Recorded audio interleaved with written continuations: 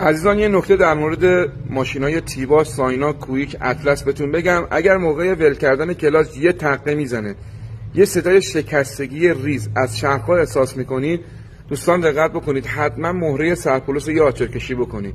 مهره سرپولس اگه به هر دلیلی 2 رزوه شل باشه، این هزارخواری سرپولس تو هزارخواری توپی لغو میشه و شما نیم کلاچ میکنید یه تقه میزنه، یه صدای شکستگی رو میده. حتما مهره رو بچه‌ها یه بار باز بکنید، مجدد مهره رو صفر کنید و پنج کنید. نکته بعدی این واشر تنظیمیه که پشت پولس تو محصولات سایپا مثل تیبا، ساینا، کویک و اطلس هست که خیلی ها این واشره رو نمیذارن. شما وقتی میرید سرپولس عوض میکنید این واشر تنظیمه نیست.